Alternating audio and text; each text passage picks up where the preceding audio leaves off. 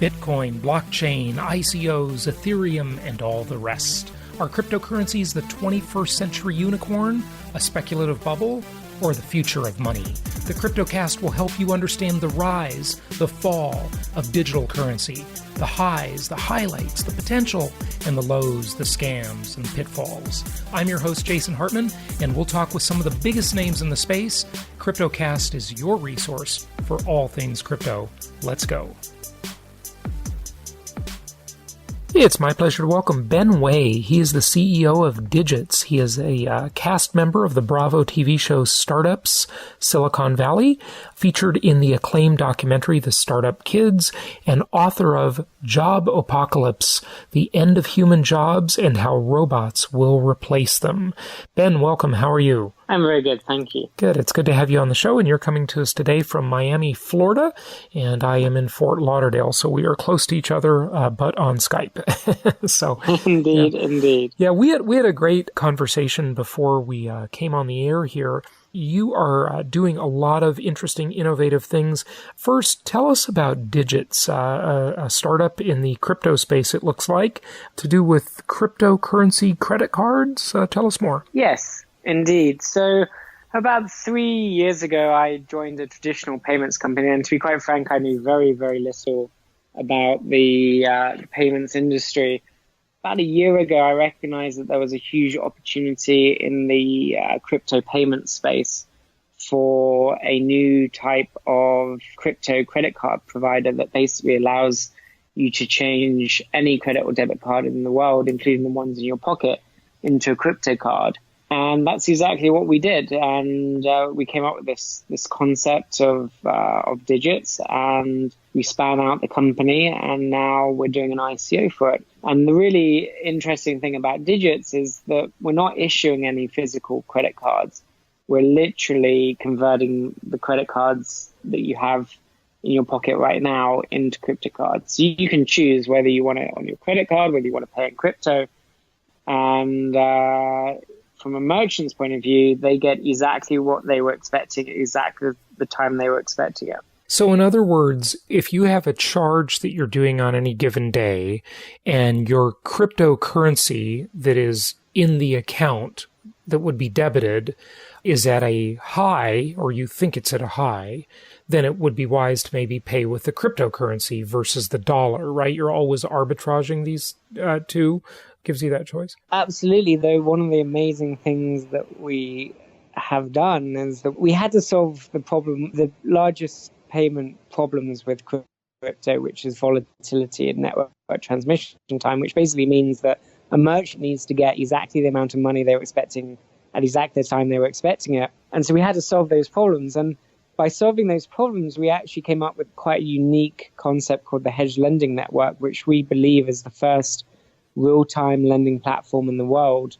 And through that, the really interesting thing about Digits is if you swipe that card today and you pay $100 in crypto from your crypto account, you have if you want, you have the option of paying back that transaction 366 days later in fiat and getting any uptick in the value of crypto. So if crypto doubles, then you can actually pay back the original transaction plus a small transaction fee and get the uptick in crypto. So you can actually hedge a year ahead with Digits. Okay, that's fascinating. So you said you could pay with fiat, I believe, meaning dollars, any fiat currency like a euro or a dollar, or you could pay with the cryptocurrency.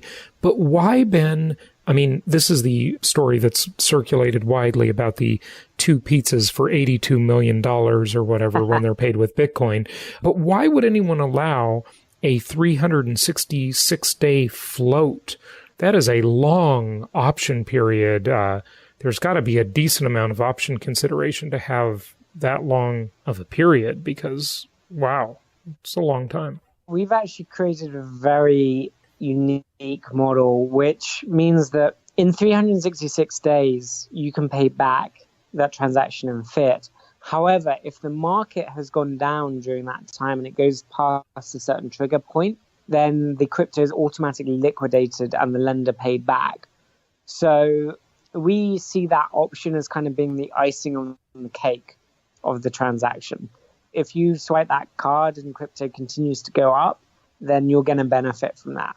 But if crypto goes down and we liquidate it and pay back the lender, then you don't get that facility. But you've still spent the $100 you were expecting to spend at the time you were expecting to spend it. So we kind of see that facility as a side effect of our model. It's not kind of like a core proposition. It's just one of the many benefits. And the other major benefit is that we turn a short-term taxable event into a long-term taxable event that can save up to 30% of the transaction fee in tax. So it's these kind of two huge benefits that actually are just side effects of the way we built the whole system in trying to solve these two big problems, which is volatility and network transmission time. Mm-hmm. And in effect, the way we do that is the hedge lending network is a two-sided marketplace, and the hedge lending network itself takes the risk. Mm-hmm. How do you turn any card into a cryptocurrency card, though? Is it simply because, I mean, I don't do anything with my American Express card in my wallet or my Visa or my MasterCard in my wallet. You do something with a back-end account, right? I don't. Yes. I don't even talk to my credit card issuer about this, right? No, exactly. So the easiest way to explain it is that we kind of interrupt the payment before it gets to the Visa, MasterCard networks, and we check whether it's a crypto registered card. But the really important thing is we still settle the transaction across the Visa, MasterCard networks. So we play very nicely with Visa, MasterCard. We're not trying to take them out of the loop. We actually leverage the value of their transactional network. And that's a very big differentiator for us, because by settling on the Visa and MasterCard networks, it means that we don't actually have to deal with single merchants. From a merchant's point of view, it is just a normal credit card transaction. So it means that we can integrate at much higher levels, and all the merchants below, who are attached to that, automatically are part of the Digits program. And literally, we don't have to sign any new agreements or anything, because we're just settling the transaction exactly the way they expected it to be. Yeah. Okay. Yeah. Oh, very interesting. Very interesting model. Good stuff. I want to leave the topic of digits, if we can, and talk about your book, because I think it's a fascinating topic.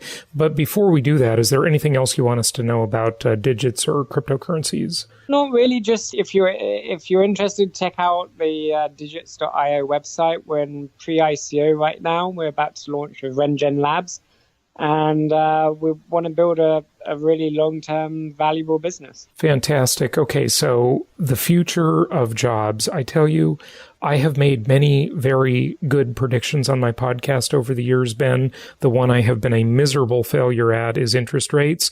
But hey, everything else has come true, so that's all right. If you didn't win the interest rate game with me, that's fine. But the rental market, the real estate market, all of that stuff, I've been pretty good at all of that. But the one thing I am really struggling with is the future of robotics and automation. And here's the reason I struggle with this. And, your book is addressing this topic very specifically. But, if you look at every innovation over the course of history, people have always been in fear that they would lose their job, that massive amounts of people would be displaced, that there would be economic collapse, etc. And that has never really happened. Looking at the census for the last maybe 50 years or so, the only job out of all job categories they cover that has gone away because of technology is elevator operator. We do operate our own elevators nowadays, so we don't need the guy sitting in there, to picking our floor.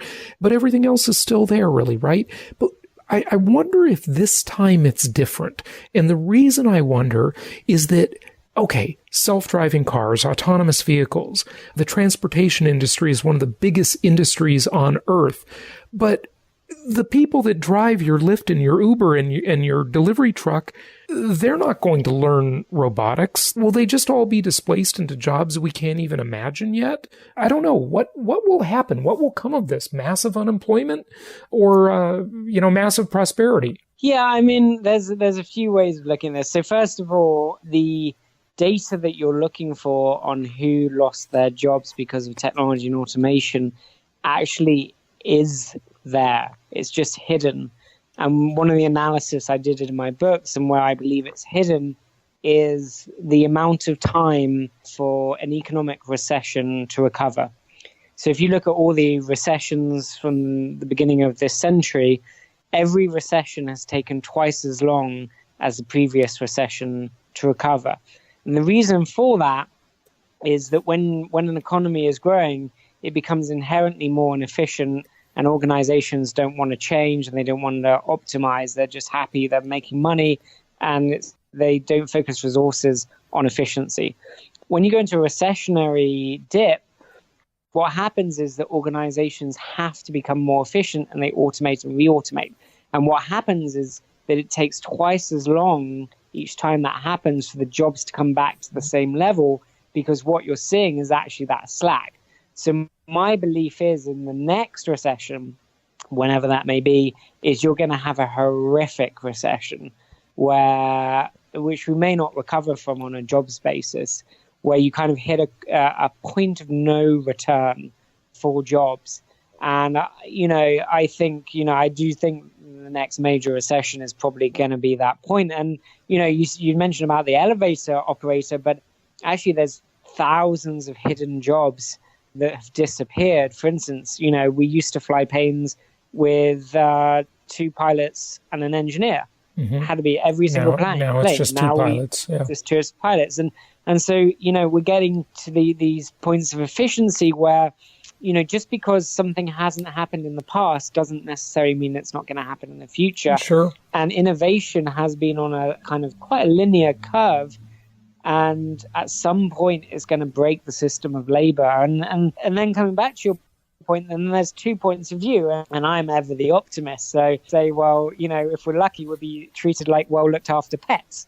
Where life will be so good, because what people forget with automation and AI and all that is the cost of everything decreases, right? Mm-hmm. Right. So, medical, the cost of medical, if everything's being done through technology, it's very deflationary, no question about it. Yeah. Exactly. So there may be a balance that can be obtained, but I suspect before we get to that balance, there will be a huge amount of social unrest before we get there. You may be right. I mean, the prognosticators are predicting things like 47% unemployment from these mega shifts that are coming our way. Technology it feels like, and maybe it felt this way, Ben, when the steam engine was invented or the light bulb. I don't know. But right now, it feels like we're about to see a huge change in the world through technology, because we've had this networked world for 25 years or so, right? And it just keeps compounding the effects of it. So maybe it's like looking at the chart, the graph, and seeing that hockey stick of this exponential change. Certainly Peter Diamandis is talking about things like that very positively from his perspective. But I don't know. Let's look at the table of contents in your book, and maybe I'll just give you some fodder for conversation here. So I can't help but notice chapter number 3, the adult industry. Everyone loves the sex chapter. Right. Hey, listen, we're all human. What are you talking about there? I mean, I want to think that maybe you're talking about dating sites and virtual reality and sex things. Bots. Yeah. Having sex with robots and the sex industry and how we're falling in love with robots and how there's no reason we won't fall in love. If we can fall in love with animals, we can certainly fall in love with the robots. Right. Those psychological studies are already proving that under the right circumstances, humans can form pretty strong emotional bonds with robots. Wow. So, interesting. It's fascinating. I think the real question behind so it could have great effects, like it could stop sex trafficking, It could really free a lot of people who are very lonely. Yep. What was that mass murderer, that kid in California that shot up in Santa Barbara? 10, yeah. Yeah, Right. Santa Barbara. He shot up 10 people because, girls said no to him, right? Yep. Sex is important. It's part of the human condition. Right, sure. We need it. Yeah. So it can have some very, very positive outcomes. But more fascinating side for me is, and this is just from an interest level, is psychological and moral issues behind it. For instance, is having sex with a sex bot, is that being unfaithful to your partner? Yeah. If you create a robot that looks like a child, is that pedophilia? And if it is pedophilia, is it better that a pedophile have an outlet, uses a robot or a human? Yeah. So there's all these kind of interesting moral dilemmas that humans are going to have to grapple with in the next 10 years about their morality and what it is to be human. Just look at the world of online dating, for example.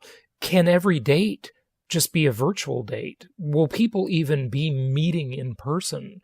Because with virtual reality and all of these different technologies, I mean, it's really, it begs the question of what is real. It literally begs the question. And if anybody saw the movie from a long time ago, Altered States, where they explored these planes of reality based on these psychedelic drugs, right? It's an interesting concept, and philosophers and sages that, for thousands of years have been asking these same questions, but very interesting. So what about logistics and hard drives? What about that? So logistics is actually something that's quite personal space to me, because we actually own a last mile logistics company called Shipsy. And Shipsy is all focused in this big revolution that we're about to see, where all logistics will be on demand. Mm-hmm. So, my belief is that, the way that logistics is done now is going to change rapidly in the next 15 years. And once self-driving comes in, almost everything will be delivered in real time. And the way I kind of explain this is that, retail is effectively dying right now. And so what replaces it? And my belief is that you will have effectively, retail locations will become showrooms. And by the time you've walked through that showroom and you've chosen what you want, by the time you get home, it will already be at your door. It won't be, you won't take it home with you. It will come from a central distribution point, and it will already be at your house. So retail just becomes a showroom. Not to mention that it may be 3D printed, right? Well, indeed. And that's the other, the material revolution is coming as well. And you've got all these kind of connected but disparate industries right now of AI, robotics, crypto, automation, machine learning, and they're all kind of coming together in one single thread. And this is why my belief is it almost becomes exponential as these technologies converge in the impact they will have on us. Yeah, it's really quite an amazing and interesting time to be alive. Pick another category or chapter in the book and tell us about that, if you would. One of the very interesting aspects is what's going to happen with police and warfare. Mm-hmm. We already live in what most people would consider 50 years ago a surveillance state, right? Everything we do is tracked, and Google probably knows more about me than the police, right? So you got this crazy kind of society shift where we live in a surveillance state, but we don't really feel it. But I think, as robotic technology comes in and you have these robotic drones and these robotic enforcers, yes, I think that's obviously going to have a huge impact, beneficial impact in terms of crime. But I also think it's going to make us feel very claustrophobic as a society. Right. And, one of the beautiful things about America and one of the differences between the UK and the US, and one of the things I love about the US, is that you feel free. There is this sense of, I am responsible for my own destiny. And I worry that technology, not just surveillance technology, but all technology, is effectively eroding our sense of humanity and ourselves. Mm-hmm. We're thinking less, and we're becoming more of a kind of crowd that and one of the things I'm hearing or seeing as a psychological effect of this is that kids growing up today are far more risk adverse Right. than any other generation because they have all the information at their fingertips. So they don't really have to discover anything. Right. And there's always a risk in discovery. Right. And one of the things that is also happening, which coming back to your comment earlier about, whether anybody will ever need to date in the real world, if you look at the trend that's happening in Japan, that's really sad. What's going on in Japan is sad. From the male perspective, these men are just not interested in dating. And then the women are marrying themselves. They're having these solo weddings. It's the weirdest thing ever. Yeah, have you seen that? It's crazy. Yeah, but it is crazy, but it's also, in a sense, not. Meeting humans in the real world is both scary and hard work. Sure. And we're a beautiful species, but we're also a pretty lazy species. Yeah, no question. And so, this technology, it is sad. It's sad they don't get to have the spectrum of experience. But this, what we're seeing in Japan, I think is probably the future trend for most of humanity, where we become these isolated beacons because we have life so easy that we don't really need to go and explore. Sex is on an app, food is on an app, whatever you want is on an app. Why do you go anywhere else than stay at home? This scares me, Ben. I got to tell you, this scares me. It really does. That seems very sad. But I agree with you that it may well be the future. Sadly, we shall see how it all turns out. Well, it may just be a stepping stone in our future. I'm generally very positive about humanity, and I think that we can get to the other side. And I think that there is an opportunity for technology to greatly enrich our lives, and maybe even give us the time and the ability to have a new renaissance period. Right. But I think that there's going to be some really short-term negative effects in the next kind of 30 years before we get there. Yeah, it's going to be a very, very interesting transition. One of the things you mentioned about kids being risk averse, so you look at the millennial generation, and I would agree with you because, when you can get the information, you don't need to actually perform the experiment. But there are several bad sides of that, of course, as you know. Number one is that a lot of times you discover something accidentally during the experiment. We've all heard the story of the 3M Post-it notes and a million other stories like that. So by doing the thing, we actually learn something, and we might discover something by accident, right? So that's one element. But the other element is it harkens back to, I remember many years ago reading John Nesbitt, the futurist who wrote Megatrends 2000. He used to be a pretty prolific author. He talked about how it was easier many times back in the day for a scientist to just perform an experiment again because we were drowning in this sea of information. Well, now, fast forward a couple decades, and Google and other forces have organized that information so well and made it indexed very well. Now we can find the information without doing the experiment at all. So it's interesting how that equation flipped, right? From what you're saying. It's a fascinating point you make, but it does make people more risk averse, just like you said, right? Yeah, absolutely. And I think that generally when it comes to education, there's two things we get wrong. And the first is that we teach subjects. We don't teach children how to learn. Right. To learn how to learn is one of the greatest assets you can give a child because once you have that ability, you can go off and do anything.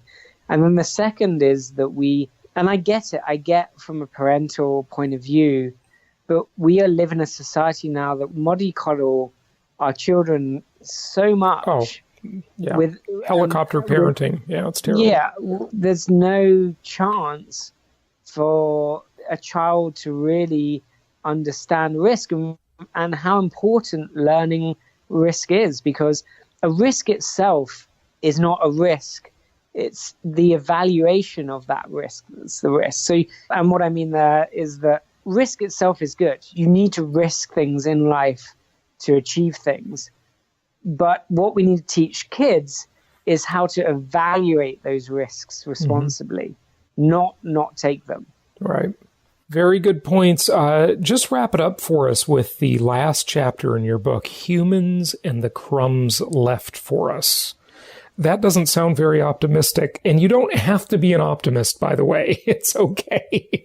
I am. I mean, my book was deliberately controversial in that sense. And I think as you actually read it, you get a sense that there is optimism. And I do believe that we are a fantastically diverse and interesting species. And I think that, we will, especially in the creative areas of art, music, and films, and we will always have a role, though maybe not as big as we imagine now. You've probably seen that video about how music and poetry and, of course, writing can all be done by AI. We're on the verge of that. So I don't know. Yeah. Do we need to be involved? Exactly. But my belief is that we will probably end up as kind of a hybrid of technology and humanity. And I think what you're actually seeing, if I break it really down to what I think is happening in society or as a civilization, is I think we're actually almost splitting as a civilization into two species. And that's not biological, that's actually informational. And so you've got part of the species that accepts technology and is going to get more and more integrated to the point where you can't be unintegrated and survive, which we're pretty much there. I mean, most people can survive without their phone for any duration of time these days. And we're going to get a whole swathe of society that rebels against technology because they're not part of it.